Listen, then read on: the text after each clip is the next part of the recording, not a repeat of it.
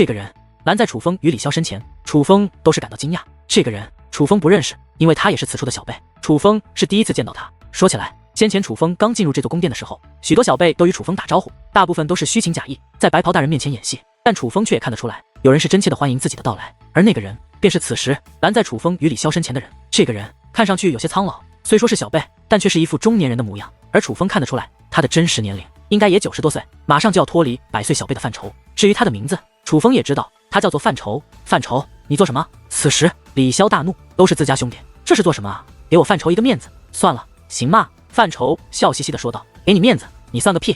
那李潇说话间，便将那范畴一把推开，随后抬起拳头，便想向楚风走来。只是当李潇抬起拳头的一瞬间，他竟然愣在了那里。原来是他的目光与楚风的目光重叠了。当他看到此时楚风的目光后，不仅身体僵硬，内心更是颤抖起来。他在楚风的目光中看到了让他恐惧的东西。算了，今日我就给范畴一个面子。随后那李潇便将举起的拳头落了下来。李潇虽然知道他为何这样做，但旁人却不理解了。怎么了？你和那个叫范畴的家伙认识吗？给他什么面子啊？就是那个范畴笑嘻嘻的，看见谁都聊上几句，明显就是一个出身卑微的垃圾。这种人你也需要给他们面子吗？众人纷纷上前询问，毕竟他们都希望李潇能够教训一下楚风，并不希望他就这样放过楚风。殷姑娘，不要乱动。忽然间，一道紧张的声音响起，是那名与殷庄红一同观察这座宫殿四周的男子。原来是殷庄红走到了一幅壁画之前，并且用手按住了壁画的上面的物体。然而当那名男子开口之后，殷庄红却依旧没有停止自己的动作，他又走到一幅壁画之前，又在另一幅壁画之上做了手脚。原本那名男子还想阻拦殷庄红，可是见殷庄红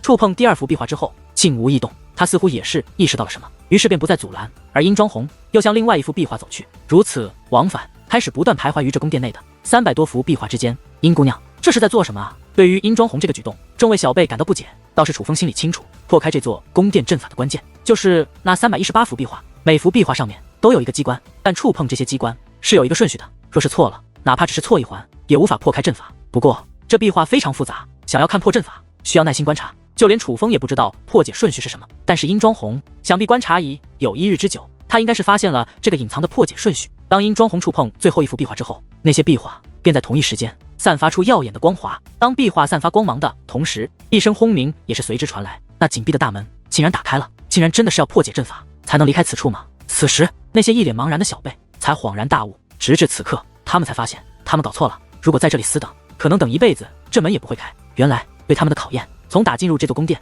就已经开始了。此时他们似乎终于知道为何殷庄红与那名男子一直看着四面的墙壁以及壁画了，原来他们早就发现了此处的秘密。于是他们对殷庄红以及那名男子都是充满佩服。可忽然之间，那从壁画内映射出的光华开始相互交织，进行成几个大字。看到这几个大字，所有小辈都是神色一动，脸色变得难看起来，因为那几个大字写的乃是能见袁术者唯有一人。小辈受邀来此就是想见袁术，如今得知竟然只有一个人能够见到袁术，他们可就不止大失所望这么简单，更多的乃是不爽。袁术大人，这是什么意思？明明是他邀请我们来的，他设置关卡为难我们也就罢了，竟然还只有一个人才能见他，那何必邀请我们来呢？就是早知如此，我就不来了。此时众位小辈皆是怨声载道。可忽然间空间扭动，在这宫殿中间竟出现了一道结界门，若是想要离开的，可以直接离开。一道声音自结界门内响起，那是白袍大人的声音，只不过他此时的声音却是充斥着不悦。此时那些先前还满口不爽的小辈们都是闭上了嘴巴。白袍大人，我们不是这个意思。李潇等人更是笑嘻嘻的开口解释，若要坚持的就继续向前走，就算最终只有一个人可以见到袁术大人，但这途中也会有袁术大人准备的礼物给你们，当然谁能拿到个凭本事也凭运气。白袍大人的声音再度响起，多谢白袍大人。李潇等人更是笑盈盈的抱拳施礼。尽管白袍大人只是以结界之术传音，并没有露出真容，可是他们却也仍旧毕恭毕敬。他们这些家伙可真是将虚伪2字演绎到了极致。而几乎与此同时，殷庄红则已向那座开启的大门走去。见状，众人也是赶忙跟上，生怕错过了什么。穿过宫殿大门，出现在眼前的乃是一片森林。森林于山中，四周鸟语花香，似是仙境一般。但这森林之中却只有一条小路，由殷庄红与那名男子打头，众位小辈尾随于后，没有人敢擅自向其他方向行去。毕竟他们都知道这里不是寻常之地，稍有不慎可能落入机关阵法，还是跟在殷庄红他们身后安全一些。殷姑娘真是深藏不露，刚刚那阵法竟在我之前破开。那名男子来到殷庄红身旁，笑眯眯地说道，那副笑容尽显殷勤，傻子都看得出来他对殷庄红很感兴趣。运气，殷庄红回道，他依旧冷漠，不过这也正常，毕竟殷庄红对那所谓的诸天星域第一天才南宫一番都是那般冷漠。就别说这个人了，就算这个人在小辈之中已是颇为突出之人，可若与南宫一番相比，显然差了许多。不过这名男子似乎也早就习惯冷漠的殷庄红，他并未气馁，继续与殷庄红交谈，哪怕殷庄红只是偶尔回他一句，并且用词极为简练，可这名男子也会面露笑容，异常欣喜，就好像殷庄红愿意与他对话，已是对他的恩赐了一般。但是回想一下当初殷庄红的冷漠，楚风倒也觉得殷庄红有些改变。这殷庄红虽然依旧很冷漠，但是相比于当初对待南宫一凡时，这殷庄红对这名男子似乎稍微热情了一点。没错，就是热情了一点。这倒是让楚风有些好奇，这名男子到底有何本事，会让殷庄红对他有所改变？这位兄弟，你真的叫做修罗？忽然一道身影靠近，是那个叫做范畴的男子。我这个名字怎么样？楚风笑着问道。这里的人楚风大多没有好感，但这名男子除外，所以楚风倒是愿意与他交谈。这个名字好啊，修罗之意，乃是恶魔之上，却在正义一方，拥有比恶魔还邪恶的力量，却又是正义的化身。这一点，修罗界灵师便是最好的证明。范畴对楚风的名字赞不绝口，并且这个家伙非常的善谈。不过他不是殷勤的拍马屁，而是单纯的善谈，说话也不惹人烦，倒是很对楚风的胃口。之后的路上，前方遇到了不少关卡，偶尔也会出现宝物，可是还不用楚风出手，便都被那名男子不停对殷庄红献殷勤的男子所化解。至于宝物，都是小玩意，楚风根本来得去夺，殷庄红和那名男子也无兴趣，所以倒是被李潇等小辈得到了不少。而经过一路闲聊，楚风不仅对范畴有了一定了解，也是知道了那名男子是何方神圣。那名男子叫做孟如飞，这孟如飞在轮回上界可以说是一等一的人物。小辈之中，女子最强是殷庄红，男子最强便是这孟如飞。孟如飞无门无派，但却有一个非常厉害的师尊，他这个师尊叫做张堕驼，人称堕驼大师。这堕驼大师乃是一位蛇纹级圣袍界灵师，除了元术大师之外，堪称整个诸天星域最强的几个界灵师之一。因此这孟如飞无论是自身实力与天赋，还是身后的背景都是非常不错，也难怪就连那些目中无人的小辈对那孟如飞也是毕恭毕敬。但只是如此的话，却也不至于让殷庄红对他态度改善，这让楚风很好奇，到底是因为什么殷庄红对着孟如飞反倒没有那般冷漠了？若不是早有交情，那恐怕就是另有隐情了。大地一阵颤动，劲风也是随之传来，原来是前方有着一墙壁，墙壁封锁天地，唯有一道铜门是唯一出口，而那孟如飞先前破解阵法，就是想要打开那道铜门。此时颤动的乃是那铜门，大地不过是受铜门影响罢了。范畴兄，有点不对，小心一点。楚风一边向后退去，一边拉着范畴，有点不对劲，殷姑娘后退。与此同时，那孟如飞也想拉住殷庄红向后退去，可是他的手却没抓住殷庄红。原来殷庄红在他开口的时候就已经向后退去。猛然间，那铜门打开，一道红光自铜门飞掠而出，红光掠出，冲向人群，吓得众小辈使出了吃屎的力气，四下闪躲。可那红光冲过人群之后，竟又调转回来，再度向人群冲来，这可将人们吓坏了，不断的闪躲，生怕被那红光刺中。可就在众人闪躲之际，楚风却一直观察着那红光。很快，原本也在闪躲的楚风不仅不再闪躲，反而向那红光飞掠而去。而几乎在楚风动身的同时，殷庄红也动身了。殷姑娘小心，很危险。眼见着殷庄红向红光冲了过去，那孟如飞则是开口提醒，可殷庄红不仅不理，反而继续追赶红光。殷庄红为何如此？楚风心里清楚，这红光根本不是危险品，反而是一件非常有用的东西。那红光虽不同寻常，可众人还没看穿，因此眼下追赶红光的只有楚风与殷庄红两个人。可是那红光速度太快，眼见着楚风与殷庄红已经追赶到了红光，只见红光一个转身，竟绕过二人，直奔范畴而去。这一次红光速度比先前快了几倍不止，连楚风都追赶不上，范畴更是还没反应过来，便被那红光击中。只是被击中的范畴不仅没有负伤，连倒退都没有，反而是他的身体也是散发红光，就连身体都是漂浮了起来，就宛如此时的范畴被赋予了神圣的力量一般。这可是引起了在场所有小辈的瞩目。而仔细一看，人们似乎发现了原因所在。此时范畴的手中出现了一把钥匙，这把钥匙为古铜之色，而那红光的正是那把钥匙发出，这竟是一件宝贝。此时阵阵惊呼不断传出，但同时那一道道散发贪婪的目光也是凝聚在那把钥匙身上。大家都知道，能够见到元术大师的只有一个人，而这把钥匙也是只有一个，这让大家猜测，很可能这把钥匙就是见到元术大师的关键。红光虽强，但很快退去，原本漂浮在半空中的范畴也是落在了地上。给我！范畴刚刚落地，一只大手便伸到了他的面前。是李潇。范畴一脸不解，我说给我，不要让我强调第二遍。李潇剑眉倒竖，声音变得异常凶狠，这让范畴面露惧色，不知如何是好。可就在此时，一道身影却是拦在了范畴身前，乃是楚风。滚！楚风对那李潇说道。而楚风此话一出，莫说范畴震惊，就连在场的其他小辈也是震惊。在他们看来，刚刚若不是范畴拦着，那李潇早就暴打这个家伙了。这个家伙这个时候竟然还敢对李潇说这种话，这不是找死吗？我真特么的是给你脸了！此时李潇也是大怒，顾不得3721，威压横扫而出的同时，那拳头已是带着劲风直奔楚风而来。但这一次可不是面门，而是丹田。他这不是要教训楚风这么简单，他这是要重创楚风。惨叫传来，一道身影倒飞而去，只不过那倒飞而去的不是楚风，而是李潇。这样一幕已是令人惊叹。可是仔细一看，人们就更是目露惊恐了。此时的李潇落在墙角处，他表面没有伤痕，可脸色却是无比的苍白，大口大口的鲜血不断自其口中吐出，就连鼻子、眼睛、耳朵也有如注一般的鲜血不断溢出。同时，人们还能够听到咔嚓咔嚓的声音，那是骨头碎裂的声音。李潇浑身上下每一寸骨头都碎成了渣，那不仅仅是肉身，而是灵魂，否则李潇不至于如此痛苦。我的确是给你脸了。就在此时，一道冷漠的声音随之响起。下一刻，所有人都将目光投向楚风，再度看向楚风，所有人都是内心一紧，不寒而栗。直至此时，他们才知道，原来这个叫做修罗的家伙根本不是一个怂包，而是一个煞星。你们给我听好了，这把钥匙是他主动挑选的范畴，这范畴的运气也是他的命。谁若如那李潇一样，还想强抢，那我把丑话说在前头，李潇的伤是最轻的一个。楚风声音如雷，目光如刃。对于这样的楚风，许多人都不敢与楚风对视，自然更是不敢反抗。不过总有意外，你以为你是谁，敢对我们指手画脚？你也不打听打听，在座的哪一个不是出身显贵？老子不知道你是何修为，也不知道你是何来头，但是在这里放肆，你还不够格。一名尖嘴猴腮却衣着华丽的男子站了出来，那敢问你是师出何门，姓甚名谁啊？楚风问道。你给老子听好了，老子叫凉风雪，来雪山剑庄的少庄主，我父亲乃尊者巅峰。那位拍着胸脯一脸得意的说道。雪山剑庄，凉风雪对吧？来，你过来。楚风对其招了招手。妈的，敢对来自呼来唤去，你可真是找打。那凉风雪说话间便向楚风走去，而他迈开步伐的同时，狂风大作，肆虐八方。这凉风雪的修为乃是8品5仙，比那李潇还要强出一品，难怪会有如此底气。然而只见楚风一掌轰出，那凉风雪便哇的一声惨叫，随后倒飞而去，落在了那李潇的身旁。凉风雪落地之际，浑身是血。李潇不过骨头尽碎，可是这凉风雪不止骨头尽碎，更是皮开肉绽，落地之后惨叫连连，就像是遭受了酷刑一般。听好了，我不管你们师出何门，来自何的，但在这里你们最好跟我客气一点，否则我叫你们比这个凉风雪还要惨。楚风指着那凉风雪打量众人，而剩下的那些小辈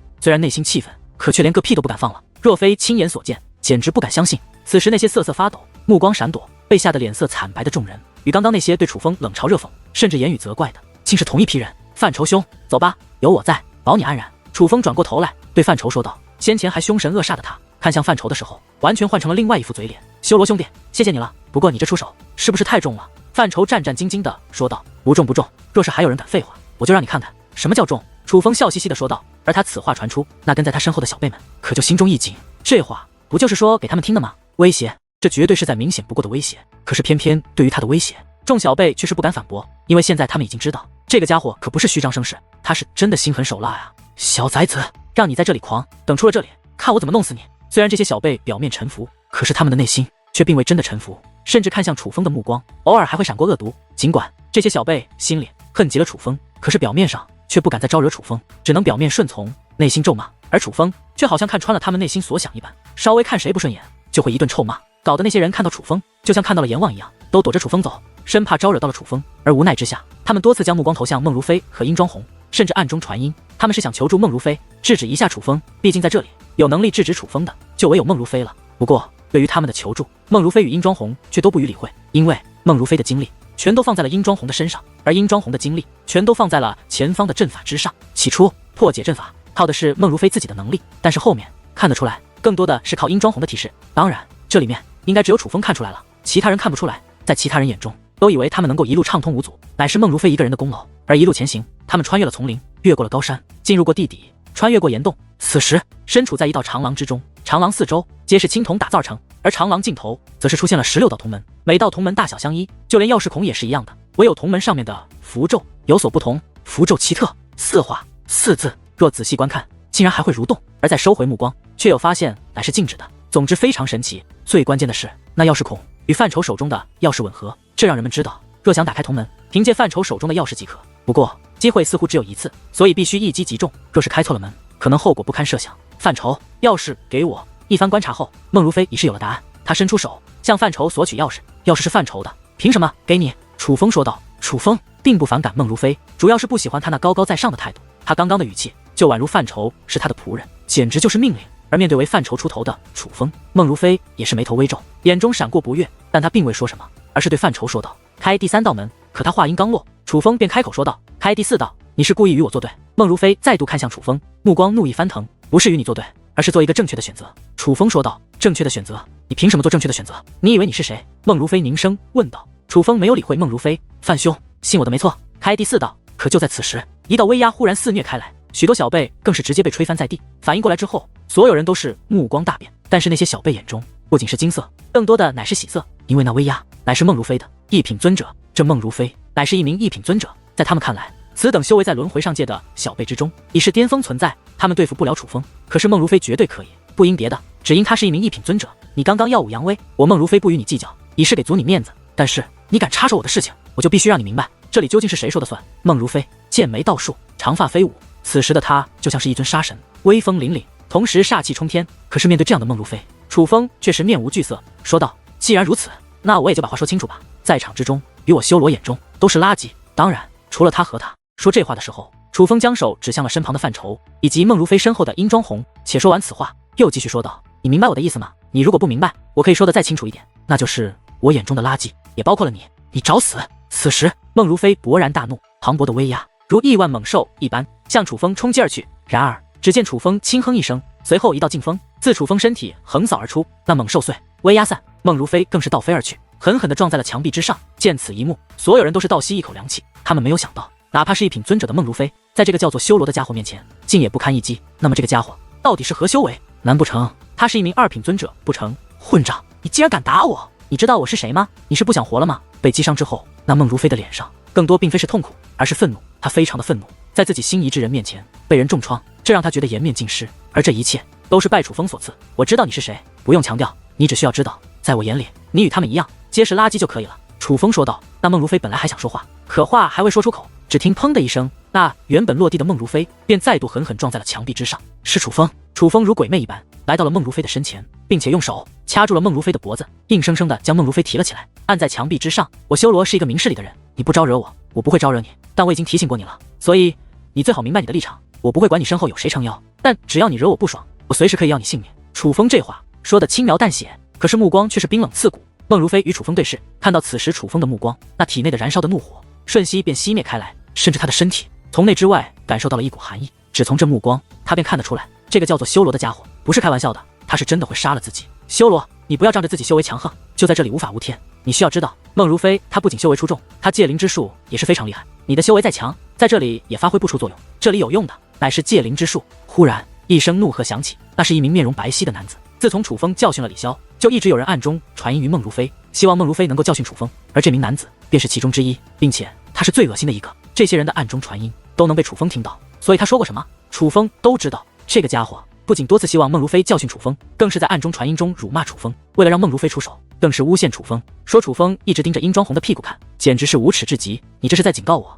楚风问道。我这是提醒你，让你清楚自己几斤几两。那名男子说道。忽然楚风大袖一挥，那位便倒飞而去，落地之际浑身是血，那伤势比李潇和孟如妃还要严重，已是直接昏死了过去。还有人要提醒我吗？楚风将冷冽的目光扫向剩下的其他小辈，众位小辈目光闪烁，没人敢应答。事到如今，他们已是非常清楚，这个叫做修罗的人是多么无法无天。况且当亲眼看到连孟如妃都被其击败之后，便说明这个叫做修罗的家伙很可能是一位二品尊者。二品尊者放在整个诸天星域，那都是小辈中的最顶尖的存在。当然还有另外一种可能，那就是这个家伙根本就不是一个小辈。想了一想，人们甚至觉得第二种可能更为现实，毕竟身为小辈，拥有二品尊者的修为实在太难了，而能够有那种修为的人，无疑不是名震诸天星域的大人物。可是这个修罗，他们却是刚刚见过，之前连听都没听说过。这个家伙一定不是小辈，妈的，身为长辈居然欺凌晚辈，真是太不要脸。想到这里，这些家伙对楚风更加的憎恨了。当然，他们的憎恨与不爽依旧只敢埋在心里，表面上没有人敢再与楚风作对。那修罗兄弟，我现在要开门吗？范畴问道。范畴兄，开第4道门。楚风说道。好。而那范畴也不犹豫，手握钥匙便去开启那第4道铜门。钥匙刚刚转动，那铜门便被开启，只是钥匙还来不及从门内拔出，居然化作一缕光芒消散而去。果然就如同众人猜测一样，他们的选择只有一次机会。猛然间，那铜门开启，如潮水一般的力量瞬息冲入其中，那潮水乃是符咒汇集而成，符咒蠕动，宛如具有生命。这符咒力量将所有小辈吞噬，使得众小辈动弹不得，不听我言就是这个下场。忽然一阵讽刺的笑声响起，是那孟如妃。他以为楚风选错了门，所以才会有此下场。而与此同时，其他小辈所想也与孟如妃一样，都觉得楚风是选错了，所以才会这样。你还不动手，浪费什么时间？可就在这时，一道声音映入楚风耳帘，那是暗中传音，并且这个说话之人乃是殷妆红。楚风看向殷妆红，发现那个冷漠的女子此时正在看着自己。你怎么知道我能破开这阵法？楚风以暗中传音的方式回问道。我知道你是谁，不用装了。殷妆红说道。听到这里，楚风心中一紧，随后却又释然的笑了。果然，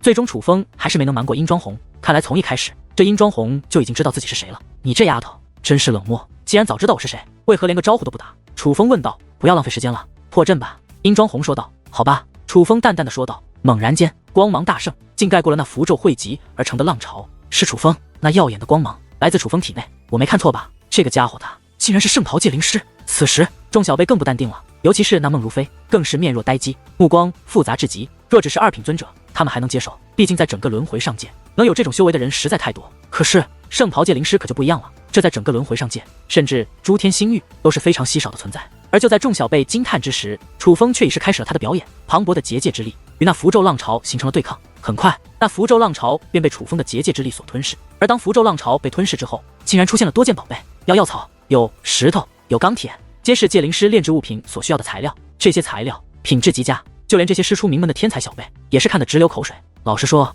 这些材料就连楚风留着也是有着大用，但是楚风却是大袖一挥，将这些物品全部收入到乾坤袋之后，将那乾坤袋递给了范畴。范畴兄，这些给你。楚风将这乾坤袋内丢向了范畴。楚风兄弟，使不得，这可使不得呀，这明明是你的收获。范畴想要拒绝，可楚风却说道，那要是你的，若没有你，我又岂能有这些收获？何况我的目的并不在此。范畴兄，接下来的路你可能走不过去了，所以你先回吧，有机会我再去看你。楚风说道。听完此话，所有人都将目光再度投向了那开启的铜门，这才发现铜门之内竟满是火焰，那火焰凶猛，将大多数人都拦在了那铜门之外。其实楚风若要保护范畴一同前行是完全可以的，只是毕竟能够见元术的只有一个人，就算保护范畴勉强进去，可就算通过了这火焰长廊，后面的路范畴也注定会被淘汰。随后便只有楚风和殷庄红两个人踏入了那火焰长廊之中。原本孟如飞也是可以的，只是他被楚风打成了重伤，所以他也是无法进去了。况且就算能进去，他也不打算进去了。楚风可是一位圣袍界灵师，修为又在他之上，各个方面都不如对手的情况下，他就算进去也是自讨苦吃。孟公子，你没事吧？当楚风和殷庄红消失于那火焰长廊后，众小辈都跑到孟如飞身旁，殷切地帮孟如飞疗伤。而孟如飞并未理会众人，反而是目光一直凝视着楚风与殷庄红消失的方向，眼中满是杀意。真不知道元术大师在搞什么鬼，我们明明都是小辈，他怎么找了这样一个煞星进来？就是太不公平了。此时众位小辈不仅羞辱楚风，更是将矛头对准了元术大师。我先前与修罗兄弟聊天，他说他也是小辈。范畴说道。他说什么你就信什么，你脑子坏掉了？哼，狗腿子一个，你赶快闭上嘴巴！现在你的狗主人不在，你最好别碍我的眼，否则打得你满地找牙。然而范畴的一句话却换来了众位小辈满是敌意的目光。那个样子，只要范畴敢再多说一句话，立马就会遭到他们的报答。这种情况下，范畴也是一脸苦笑，却不再多言。这些小辈个个仗势欺人，之前楚风对待他们非常不好，一言不合就直接出手将他们打成重创，大有欺凌之势。范畴还觉得楚风有些过分，可是现在再看，他倒是觉得楚风一点也不过分。这些家伙的确就是欠教育，尤其是此时当听到他们正在计划如何报复楚风的时候，范畴更是坚信了这一点。楚风与殷庄红一路前行，殷庄红没有与楚风主动说过一句话，不过楚风只要与他交谈，这个丫头倒也都会回应，虽然依旧冷漠，可相比之下倒是比对那个孟如飞热情了不少。前行没有多久，在二人前方便出现了一座大阵。落入大阵，殷庄红顿时被强大的阵法所束缚，唯有楚风一人力破此阵，耗费了足足半个时辰，楚风才将这大阵破解开来。而阵法被破之后，那漫天的阵法则是化作一缕光华，落入了楚风的掌心。那是一道令牌，而当那道令牌出现的同时，在楚风与殷庄红身前也是出现了一道高大3000余米的结界门。那结界门上的气息与楚风手中的令牌一模一样，这让楚风意识到，若想通过那道结界门，就必须凭借这道令牌才行。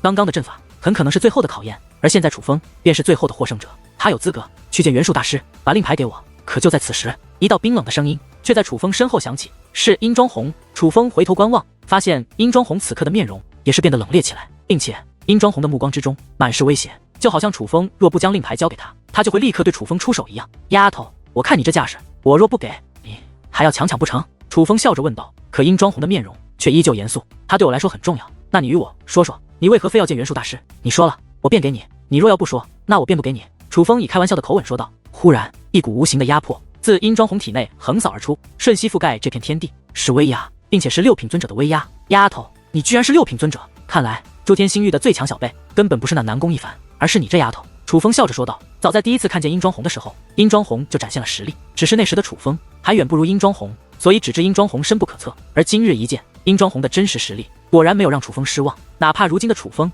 早就今非昔比，已是拥有了5品尊者的修为，可却还是不如这殷庄红。我不想伤你。殷庄红说话的时候，对楚风伸出了手掌，但楚风却是微微一笑，随后将手中的令牌放入了怀中。你若不说的话，这令牌便只能抢了。楚风说完此话，身上雷霆闪烁，眉间神字涌现，神字雷纹以及雷霆铠甲同时出现。楚风的修为瞬息便从5品尊者提升到了7品尊者的地步。感受到楚风的修为，殷庄红的目光也是有所变化。他虽然看穿了楚风的容貌，却没有看穿楚风的修为，而楚风修为的变化让他有些惊讶。可这种惊讶不过一瞬即逝，猛然间，炙热的火焰自殷庄红体内释放而出，火焰缠绕他升空而起，四下飞舞，热气冲天的同时，隐隐间在殷庄红的身后能够看到一只巨大的火色凤凰。而此时，殷庄红的修为也是从6品尊者提升到了7品尊者的地步。至宝吗？我也有。楚风微微一笑，紧接着将火灵咒的力量施展而出，修为再度提升，从7品尊者提升到了8品尊者，再度盖过了殷庄红一头。这感觉，可在自己修为提升之后，楚风却是神色一动，情绪变得复杂起来。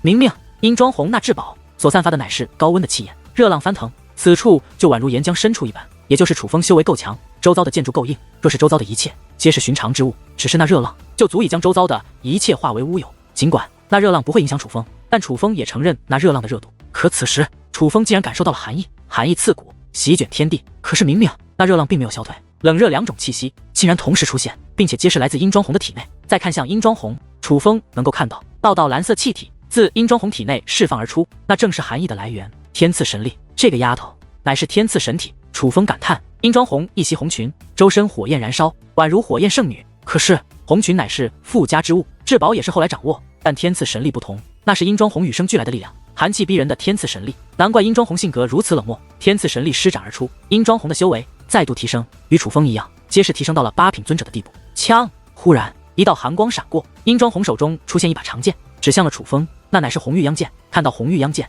楚风则是手腕一转，将蓝玉渊剑亮出，指向了殷庄红。2把剑同时出现，竟有2道气焰自溢出，向对方冲去，随后相互交融，就好像爱人相见，激情相拥。倒也正常，毕竟红玉央剑与蓝玉渊剑本就是一对。看着2把剑产生的异变，殷庄红那原本满是凶狠的目光忽然闪烁起来。楚风，你不要逼我，我不想与交手。殷庄红说道。丫头，若要胜我，可莫要有所保留。相比于凝重的殷庄红，楚风则是始终面带笑容。而楚风此话说完，殷庄红的眼中则是闪过一抹狠色，紧接着热浪与寒气肆虐天地，竟形成了一道巨大的漩涡，漩涡冲天而起，宛如末日降临。是殷庄红，那自殷庄红体内释放的火焰以及寒气竟然开始相互交融。这种情况下，殷庄红的修为竟然再度提升，从8品尊者提升到了9品尊者的地步，这可是尊者巅峰。要知道，殷庄红的真实修为只是6品尊者，他凭借至宝以及天赐神体的力量，居然连续提升3品，好强的天赐神力。楚风也是目露惊叹。尽管此时看上去是凭借至宝以及天赐神力2种力量，殷庄红的修为才能够再度提升，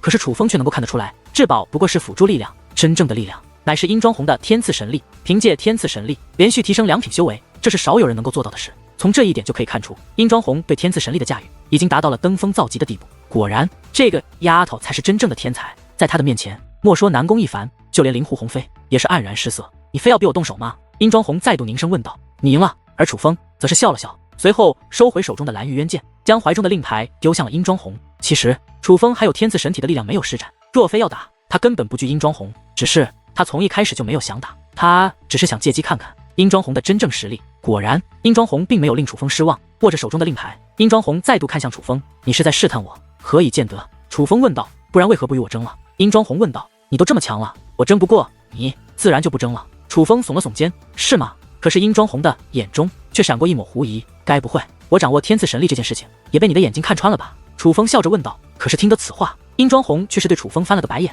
天级血脉者怎么可能拥有天赐神力？你怕是在做梦吧？信不信随你哥。楚风笑眯眯地说道。而看着这样不正经的楚风，殷庄红则是瞥了他一眼，随后才问道。你为何跑来轮回上界，来找袁术大师做点事情？楚风说道。只是如此。殷庄红问道。差不多吧。楚风说道。听到这里，殷庄红的脸上涌现出了一抹愧疚，他看了看手中的令牌，又看向楚风。多谢你了。谢什么？就因为将这个机会让给你吗？别傻了，赶快进去吧。楚风很是无所谓的说道。你先不要走，在外面等我。殷庄红对楚风说道。干嘛？是有事吗？楚风问道。可是殷庄红却没有回答，而是手握令牌跃向了那座巨大的结界门。手握令牌，殷庄红顺利的跃入结界大门，而楚风则是身形一纵，也同样来到结界大门前。楚风用手试探了一下，结果却发现那结界宛如铜墙铁壁，自己的手掌根本无法穿透过去，说明除了手握那令牌，还真就没有其他办法可以穿过这道结界大门。眼见着此次去见袁术大师无望，楚风也是放弃。楚风原路走回到了那座宫殿内，踏入了白袍大师通过阵法留下的结界门。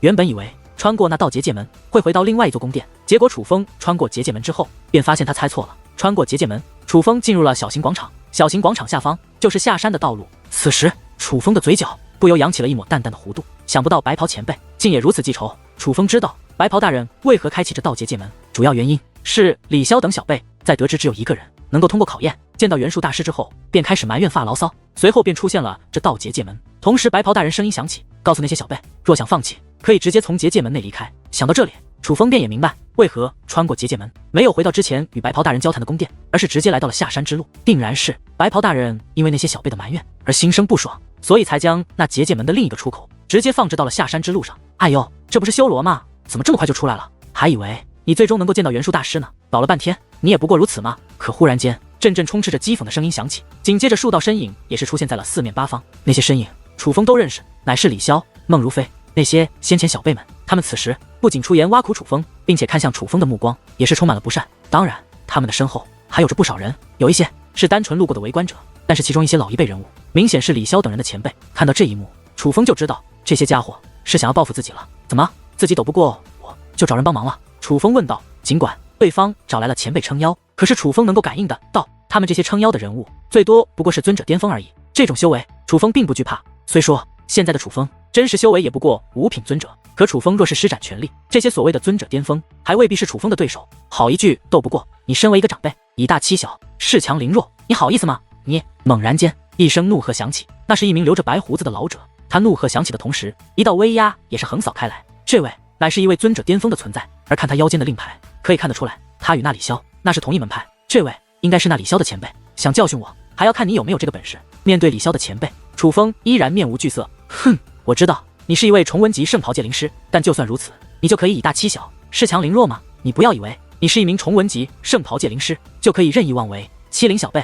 紧接着，其他小辈所依仗的高手也都纷纷站出来，指责楚风别废话了，要出手就直接来，何必如此墨迹？楚风说道。见楚风这样说，那些高手都是气得脸色发青，可尽管气势上一直在叫嚣，可却并没有人真正的动手。楚风终究还是圣袍界灵师，界灵师不比修武者，圣袍界灵师整个诸天星域都是稀少的存在，而界灵师最厉害的是什么？乃是人脉。所以尽管他们叫嚣的厉害，可若真的叫他们动手，他们仍是有些忌惮。莫说其他人，就连李潇的那位尊者巅峰的前辈也是如此，真是够嚣张的。正是因为有你这种人存在，才坏了我们界灵师的名声。就在此时，又有一道声音响起，紧接着一位老者站了出来。这位老者身穿道袍，仙风道骨，似是老仙人从深山来到了凡尘，一看就非寻常之辈。而他的道袍并非寻常的道袍，那乃是一件界灵长袍。界灵长袍，结界之力如游龙一般流转，仔细一看，那竟是蛇纹级圣级结界之力。这位乃是蛇纹级圣袍界灵师。当他出现之后，所有人都是肃然起敬。而在这位老道人的身后，还跟着一名男子。那名男子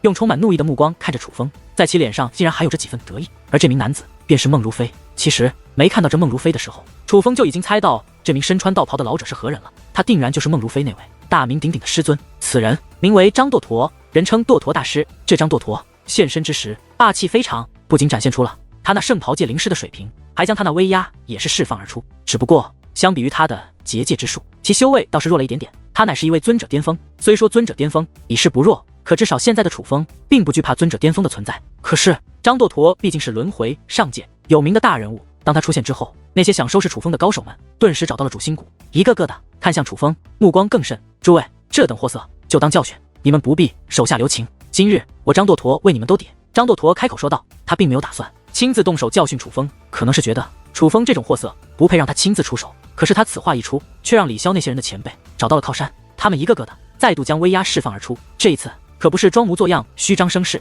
他们是真的打算教训楚风。而眼见着对方就要出手，楚风却并不惧怕，做好了放手一搏的打算。诸位，我劝你们还是3、4、2后行。可就在此时，忽然一道声音在楚风的身后炸响，这个声音传来，让所有人都是为之一振。可是当人们看到楚风身后的来者之后，却是涌现出了不屑甚至是厌恶的目光，因为这位老者并不是什么大人物，他乃是范畴。诸位，你们说修罗恃强凌弱，以大欺小，但是他也是小辈，既然他也是小辈，又何来以大欺小的说法？若非要说，也只能说是你们门下的后辈技不如人。范畴高声说道。此时的他气息沉稳，面色平静，没有了先前怯懦之气，反而有一种泰山崩于前而面不改色之感，尽显大将之风。哼，小辈真是可笑，一个小辈怎么可能拥有2品尊者的修为？然而范畴此话一出，却立刻遭到了他人的嘲讽。谁说小辈不能拥有2品尊者的修为？诸天门的南宫一凡，难道不是二品尊者吗？范畴反问道。笑话，南宫一凡是何人？那可是诸天星域最强天才，他这种货色怎么能与南宫一凡少爷相比？众人面带讥讽，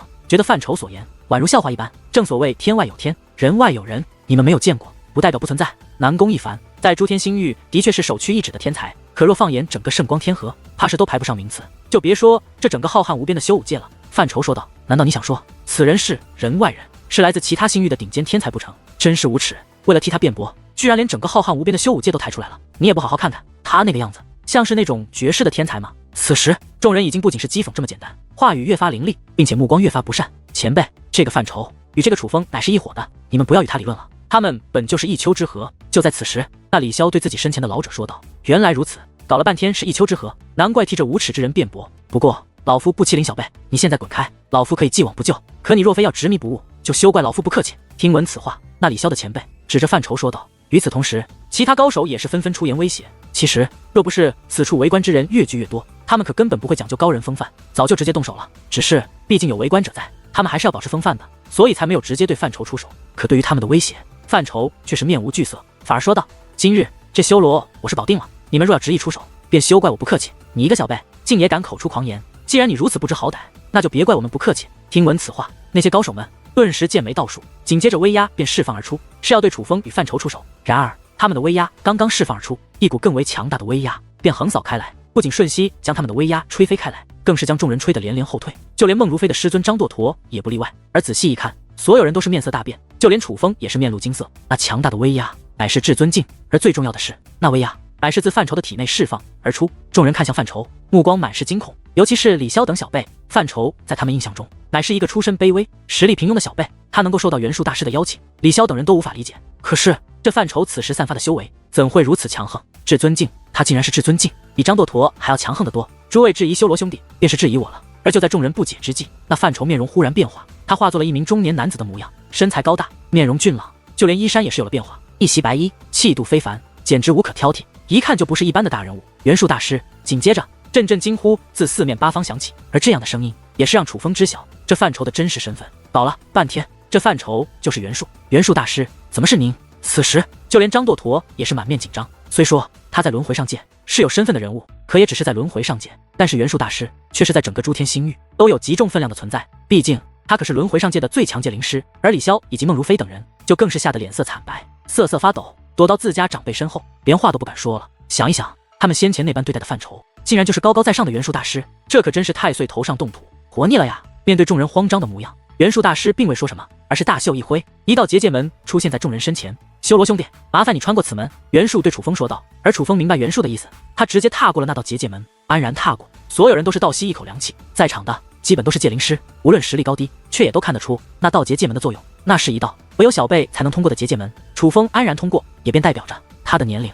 当真还是100岁以内。可还有人质疑我？元术问道。真是英雄出少年，是老夫眼拙了。张堕驼强颜欢笑，而其他人也是纷纷开口，开始夸赞楚风。好一句眼拙，难不成堕驼大师以及诸位是想以一句眼拙就评定此事吗？刚刚你们可是要以大欺小，出手教训这位修罗兄弟的。若不是我出手阻拦，他就算遭遇不测，也不是没有可能。难道你们一句眼拙就能抹平你们犯下的罪过？袁术面带讥讽的笑容，以冷冽的目光扫向众人。这众人越发尴尬的同时，更多的却是惧怕。修罗少侠，是老夫眼拙，今日险些犯下大错，还望修罗少侠大人不计小人过，饶了老夫这一次吧。忽然有人直接开口求饶，竟是李潇的前辈。他不是胆小怕事，而是真的得罪不起袁术。在此之后，其他人也是纷纷开口求饶。到的最后，就连那位张堕驼，竟也是一脸惭愧的与楚风认起错来。可是对于这一幕，莫说他们，就连围观之人也都觉得应该。毕竟那位叫做修罗的人，可是有元术大师做主。况且大家也看得出来，这事情的经过也的确是张堕驼等人不对。可哪怕众人道歉之后，袁术却也没有直接了断此事，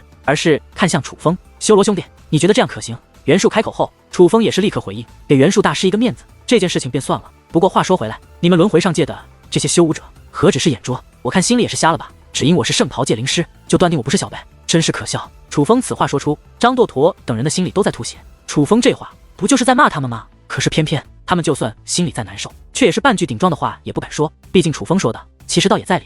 今日他们当真是眼拙了，今日他们也当真是理亏了。既然修罗兄弟不再追究，今日之事便算了。不过我希望这样的事情不要发生。大家都是在修武界混迹多年的人，应该知道修武者的品性，可不是所有人都像修罗兄弟这般心胸宽阔，不爱与人计较的。倘若你们今日遇到的乃是如你们一样，是一个斤斤计较的人，那是何等后果？你们自己想一想吧。袁术这番话依旧充满了挖苦，不过他说完此话便消失不见了。与他一同消失的还有楚风。而当袁术与楚风走后，那些先前要对付楚风的众人也都是松了一口气。可哪怕如此，他们却也是汗如雨下，冰冷的汗水淋湿了全身。先不说袁术大师放他们一马，而回想一下袁术大师所说的话，也是非常有道理。这可是一位小辈之内就拥有尊者境修为，并且拥有圣袍界灵师实力的小辈，综合来看，甚至比诸天星域的最强天才南宫一凡还要强上一些。如此小辈有能得到袁术大师这般器重，定然身后是有庞然大物做支撑的。换句话说，若无庞然大物支撑，也无法培养出此等天才。得罪了这样的天才还能活命，的确等于是捡了一条命回来。不过